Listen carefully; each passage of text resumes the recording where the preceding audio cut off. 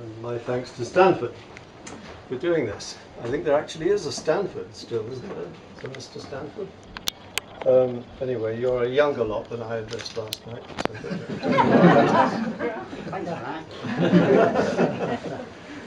And so I was supposed to be fairly current with, you know, what was going on in the world.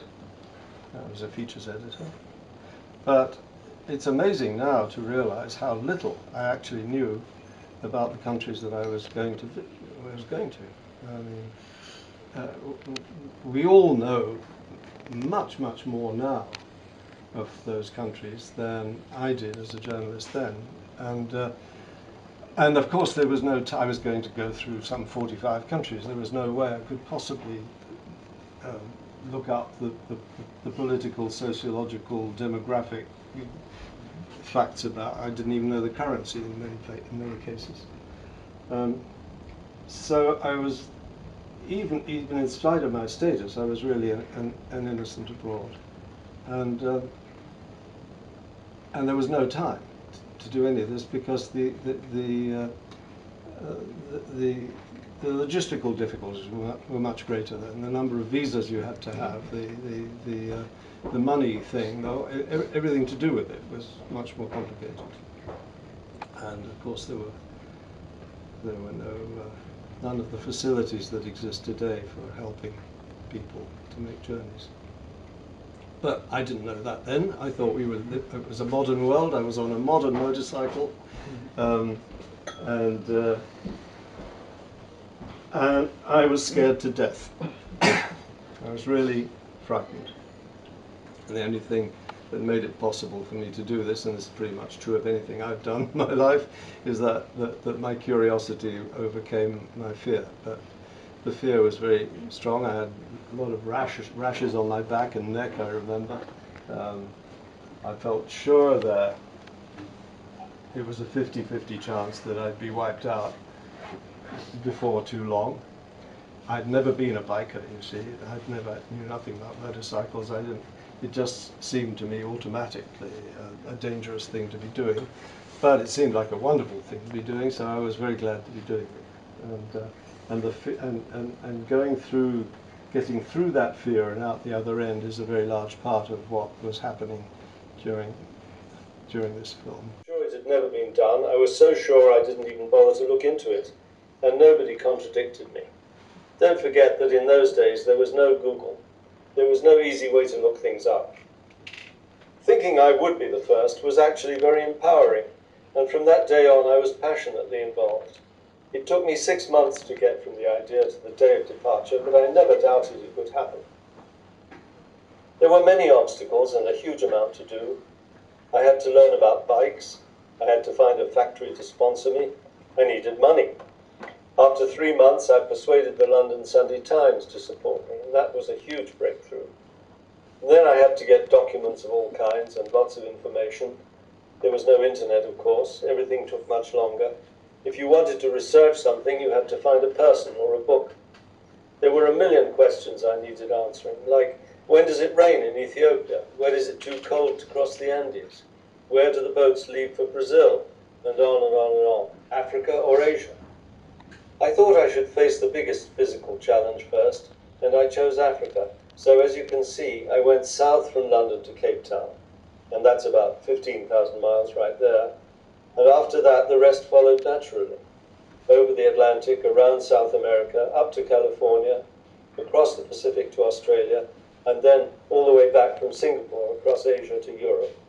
That's about 60,000 miles altogether, on land that is. Choosing a bike was easy because there was very little choice, which was just as well because I knew nothing about bikes and had to rely on advice. I was warned off Japanese bikes because at that time they were still considered unreliable. Then it came bad and ill-defined. I had a hard job believing that I was really on the road to anywhere. But I did eventually arrive at the border in the late afternoon and crossed into Ethiopia. I spent the night with 2 prostitutes. Well, I wasn't in bed with them. They were running a bar with some beds and doing the best that they could for themselves and their kids. By this time, I'd given up hoping that the road would improve. Every day seemed to bring new and more forbidding challenges. there's very little there about the Arabs on the boat, for example. But that was a really seminal experience. It was really my first encounter with a different culture, a different language. They spoke French, and fortunately I also spoke French, so my interactions with him. He was sort of singing to himself and moving his hands around, and it seemed like he was a borderline case of something. But in fact, he converted himself into a sort of minstrel, prophet, troubadour person. I don't know how, even now, quite remember how it happened, but we all went into the saloon and he sat at one end and he started singing to himself, and then he started talking, and gradually all these people coagulated around him, and it became a serious event. And I was with a Tunisian engine driver who was explaining to me a little about what he was saying, and he was talking about politics. He was talking about Bourguiba, who was the president of Tunisia at the time. He was talking about the need, for peace, and every now and again he broke into poetry, which this fellow next to me said was actually quite good, and it was an extraordinary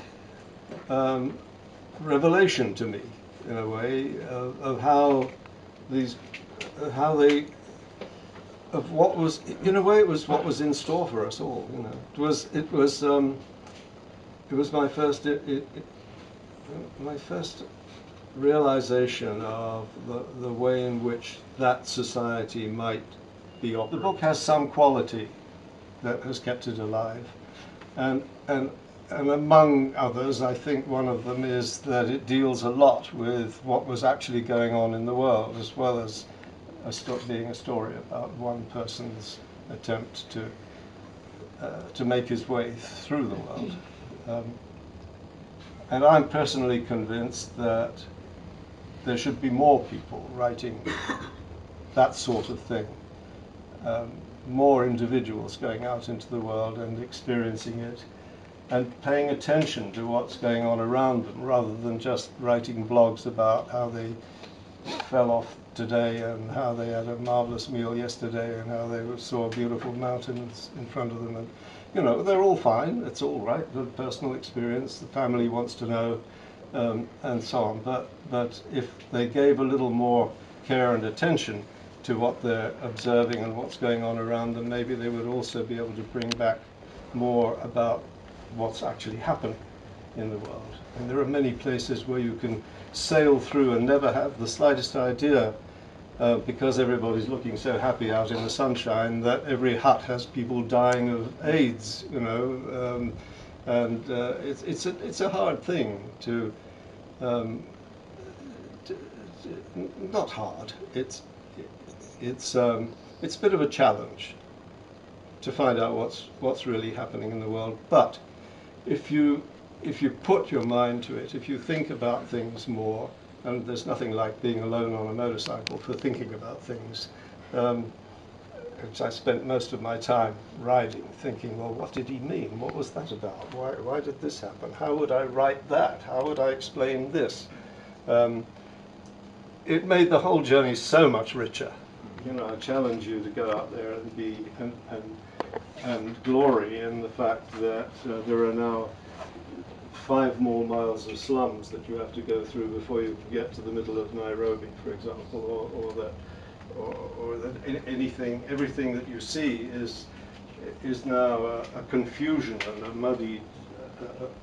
muddied mass of people escaping from a land that can't support them. I wasn't married. Right, well, one feels that part of this journey is about instability, about non-commitment, things like that. Yes, well. Have you actually married, and are you settled down? Yes, I've married 3 times. Ah. Once very recently. Right. And I married once a long time ago for a very short time, and that wasn't very successful. but it was very pleasant. We both had a very nice time, but it didn't last very long. And you're quite right. I mean, one of the big problems about this kind of life that I've led is that it would be virtually impossible if I was in a happy, steady marriage with somebody. And I believe there are such things. I believe they exist. I don't think there are as many as one would like to think. And so I suppose the journey is an expression of a restlessness in me that makes it possible for me to do this, as I said at some point in the book, for others. So in a way I was conscious of that. But I don't think you should use this as a cop-out. I think once you've been a journalist, it's very hard to stop being one. I mean,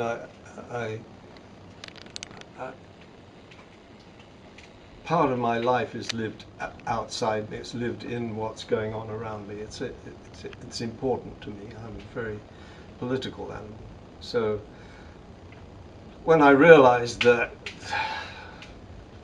very large numbers of people had read that first book and knew it as well as they did, I almost felt, well, this would be crazy not to let them see what this whole thing is like now. You know? So that was a seriously important reason for my doing it. And then, you know, alongside that was the fact that I actually had a tremendous yearning to see a lot of these places again.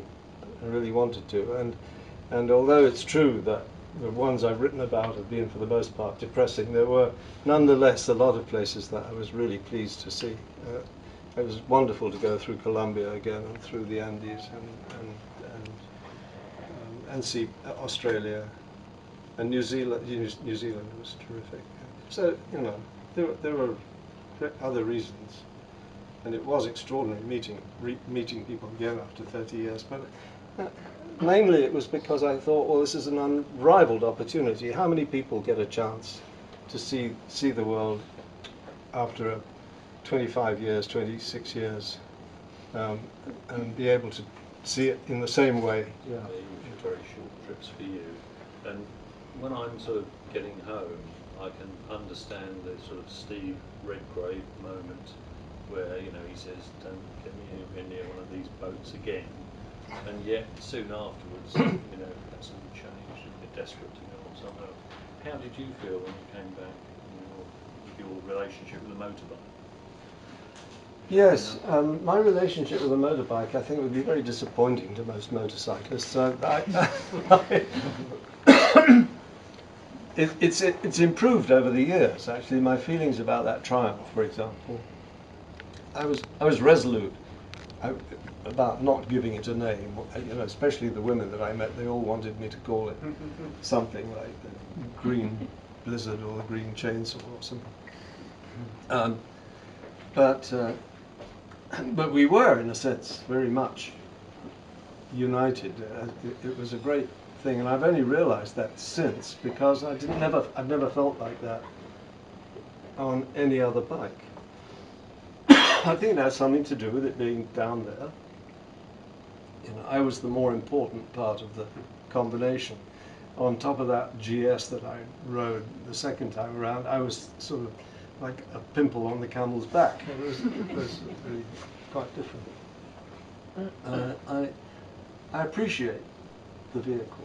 There were a lot of things about that bike that should have been much better, and would have been if Triumph had had the time to do the things that they said they wanted to do. I mean, there's so much missing from this. I mean, my first encounter with the motorcycle, in profound encounter with the motorcycle, was in Cairo, in Alexandria, when I had to take the barrel off, never having been anywhere near a motorcycle barrel, and there was nobody to ask. There was a war on. I couldn't communicate with anybody. I'd had 3 hours of sort of moderate instruction at Meriden before I left, and I had a little mimeographed manual, and all I knew was that there was something that you had that if you did or didn't do when you took it off, it would be a total disaster. But I couldn't remember what it was. Sorry, about the second trip, you were saying that it was more about letting people know about the changes and all of that. So why did you choose again a motorcycle instead of a plane, since you were already in the modern world? Because I think it wouldn't have been possible for me to go on the same route in anything but a motorcycle or a car, and I certainly wasn't going to do it in a car. So it was just a question of getting the same perspective on it, which I did as best I could. I mean, that was the main reason. Yeah. So it was a nice experience to get to places, get from one place to the other, but not really about riding a motorcycle to do that. Well, you see, I mean, if you're coming to a city by aeroplane, you see something completely different than what you see if you're coming to it from the road. If you come into a country from a land border, it's a quite different experience than if you're coming into it to a major airport. So this is something that people should realize but probably don't think about very much. So the borders and the outlying areas are really important for letting you know what the country is about. The pampered elite that live in the old colonial centers of places in Latin America and in Africa are not representative of the country at all. So we really need to see what's going on.